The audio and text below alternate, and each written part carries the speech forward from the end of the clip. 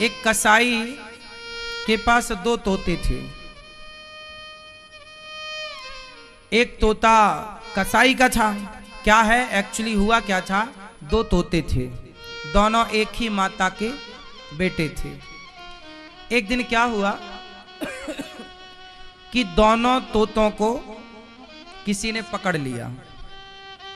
पक्षी पकड़ने वाले जंगल में घूमते हैं, तो दोनों तोतों को, दोनों सगे भाई थे और पकड़ने वाला एक था, दोनों को एक ही पिंजरे में बंद किया और बाजार ले गया। तो एक तोते को एक कसाई ने खरीद लिया और दूसरे तोते को एक संत जी को दया आई कि ये पिंजरे में बंद है, मेरी कुटिया में जाएगा तो राम राम सुनेगा, इसका भी कल्याण होगा। तो एक साधु के कुटिया पे रहता, एक कसाई के घर पे। कसाई मारता, पकड़ो मारो काटो, तो तोता भी सीख गया, पकड़ो मारो काटो। और साधु सवेरे जागे, बोले तोता बोलो राम, पक्षी बोलो सीताराम, तो तोता भी सीताराम सीताराम बोले। फिर साधु जी तोते को अच्छी अच्छी बातें सुनाया करें, कथा सुनाया करें, अच्छी चीजें सिखाया करें। तो संत जी ने सोचा कि इसे हम उड़ा दें, पर जिसने पकड़ा था उसने इसके पंख काट रखे थे।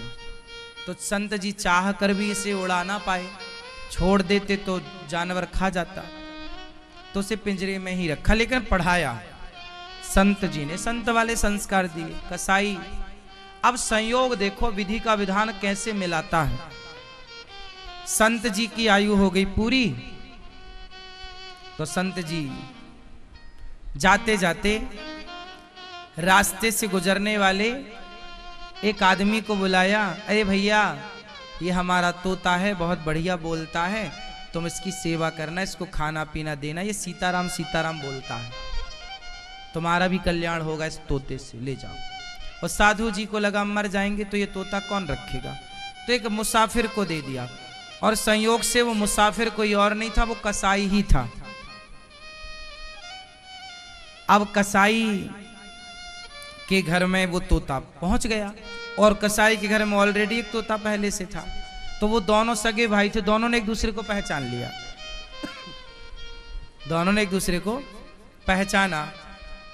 अब इस तोते ने, जो संत वाला तोता था, ये कसाई से, कसाई वाले तोते से पूछा, कैसे हो, अच्छे हैं, क्या सीखे हो, पकड़ो मारो काटो, ये सीखा हूं, तीन बातें, पकड़ो मारो और काटो। इसने कहा कि तेरा इससे कल्याण नहीं होगा, अब जो मैं बोल रहा हूं तू बोल, बोल सीताराम। ये सारी बातें ना कसाई सुन रहा था। कसाई बोला इसके तो अच्छे पैसे मिलेंगे, तो कसाई दोनों तोतों को राजा के पास लेके गया। महाराज की जय हो, ये मेरे तोते हैं, आप चाहो तो खरीद लो। अच्छा, कितने का दिया? ये तोता तो है 1 रुपए का, ले लो आप। कसाई ने अपना वाला तोता 1 रुपए का, और ये जो दूसरा वाला है इसका 1 लाख रुपए लूंगा। राजा बोला पागल हो गया है तू, 1 रुपया और 1 लाख में अंतर नहीं समझता? हाँ महाराज खूब समझता हूं, दोनों तोते तो एक से हैं, अंतर इतना कैसे है? महाराज आप तो रख लो, 2-4 दिन रखना दोनों को, बाद में पैसा देना, आपको लगे कि ये इस लायक है तो देना, वरना वापस कर देना, मैं तोते ले जाऊंगा। अच्छा ठीक है, ये बात ठीक कही तुमने, पहले मैं 2-4 दिन रखता हूं, फिर कीमत बाद में दूंगा। राजा ने 1 रुपए वाले तोते को तो अपने द्वार के बाहर लटकाया, और जो 1 लाख रुपए वाला तोता उसको कमरे में रखा, अपने कमरे रूम में। देखो तो ऐसी क्या विशेषता है। अब जब राजा के कमरे में वो तोता था, वो साधु वाला तोता था, जैसे ही सवेरे का 4 बजा तो तोते ने संत जी से सीखा हुआ एक दोहा गाया, तोता एक दोहा गा रहा है। तोता बोला, तोते ने कहा राजा राजा सोकर क्या करे, उठ कर जपो मुरारी।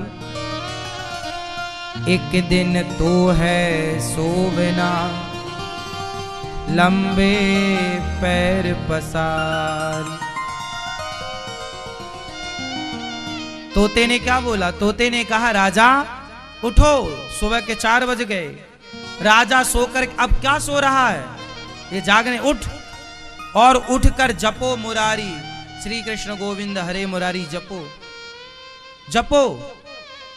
एक दिन तो है सोवना, एक दिन तो सो ही जाना है, ऐसे ही लंबे पांव पसार के। एक दिन तो हम सब ऐसी नींद में सोएंगे कि आग लगी रहेगी, हम जलते रहेंगे और फिर भी हमारी नींद नहीं खुलेगी। अभी तो कोई खांस दे तो हमारी नींद खुल जाती है, अभी तो कोई जरा छू दे तो नींद खुल जाती है, फिर तो हम जलते रहेंगे, हमारे हाथ पांव में आग लगी रहेगी, फिर भी हम नहीं जागेंगे। ऐसी नींद सो जाएगा राजा एक दिन। जाग, क्यों सो रहा, चल मेरे संग बोल श्री कृष्ण गोविंद हरे मुरारी। हे नाथ नारायण वासुदेव। राजा उस तोते की बात से बड़ा प्रभावित हुआ। वाह, ऐसी बात तो मुझे किसी आज तक साधु संत ने नहीं सुनाई। तोते के सामने हाथ जोड़ के बैठा राजा, और सुनाओ कुछ। तोते ने कहा कि राजन, तू जानता है तेरे सिर पर कोई घूम रहा है। राजा ने कहा नहीं, अभी तो कोई नहीं है ना, तुझे दिख नहीं रहा है। राजा बोले कौन घूम रहा है? तोते ने कहा तेरे सिर पर काल घूम रहा है। कौन घूम रहा है? काल। काल अव्याल मुखग्रास त्रास निर्णा सहे तवे। तेरे सिर पर कौन नाच रहा है? काल। अच्छा, आप लोगों के सिर में काल नाच रहा है कि नहीं? नहीं? हाँ या ना? हाँ या ना? हाँ, हम सबके सिर पर काल नाच रहा है। काल के गाल में हम समा रहे हैं। हमारी यदि 20 साल की आयु है तो 20 साल हमारे काल के गाल में समा गए। 30 साल की आयु है तो 30 साल काल के गाल में चले गए। 40 साल की आयु है तो हमारे 40 साल काल के।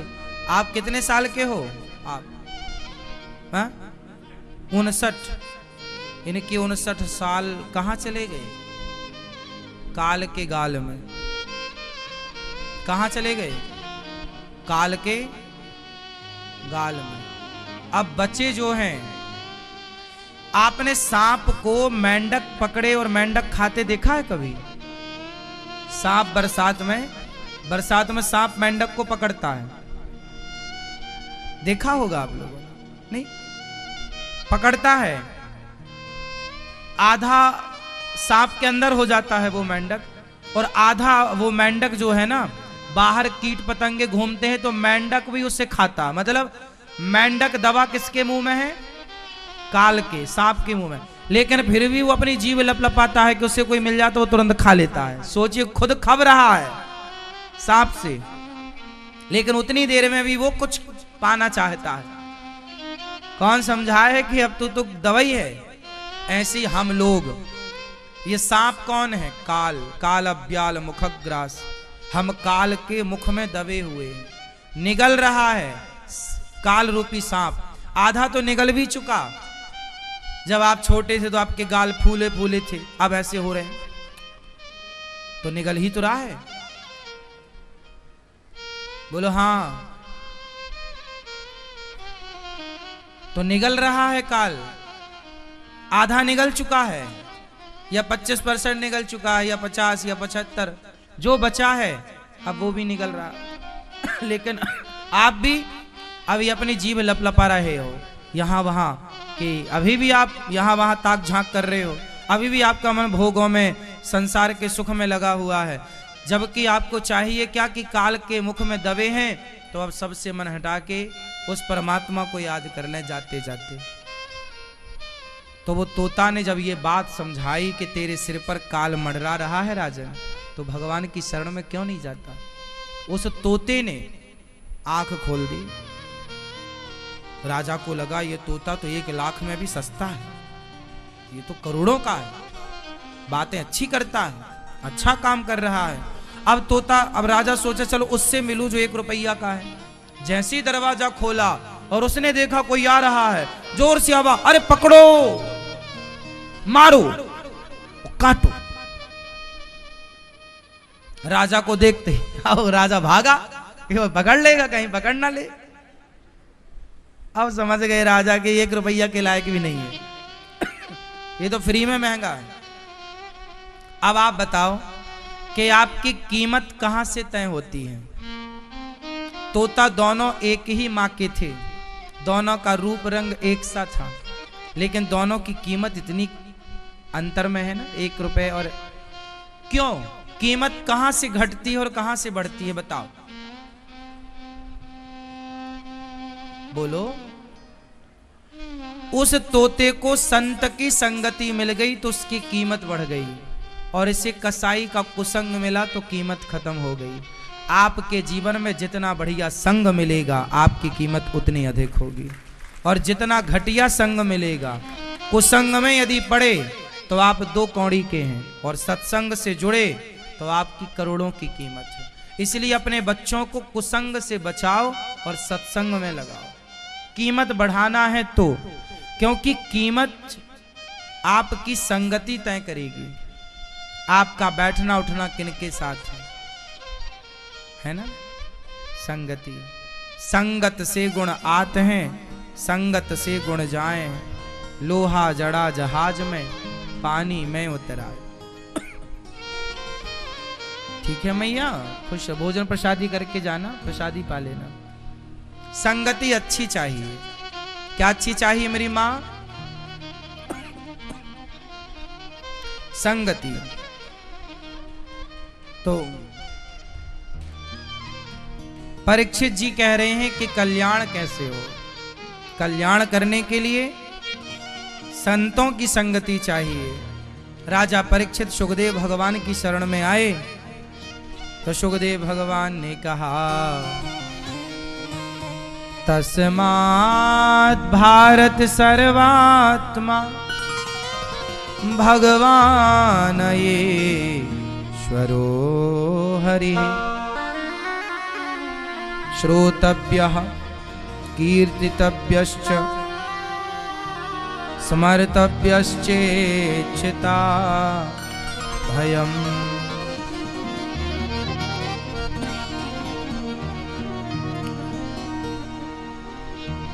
परीक्षित जी सुखदेव भगवान से कहते हैं कल्याण कैसे होगा।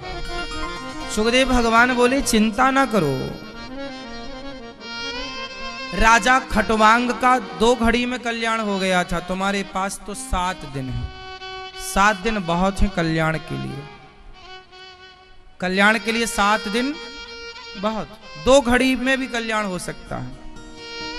राजा जनक ने अष्टावक्र जी से सवाल किया कि बताओ मेरा कल्याण कितनी देर में कर लोगे आप, मेरा उद्धार, मेरा कल्याण कितनी देर में कर दोगे।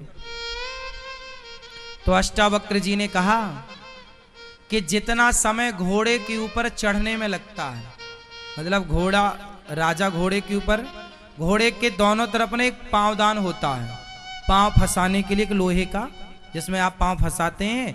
पांव उसमें रखने के बाद फिर आप छलांग हल्का सा जोर लगा के दूसरा पांव दूसरी तरफ घोड़े के रखते हैं। तो आप जरा मुझे बताइए कि एक घोड़े के ऊपर बैठने में घुड़सवार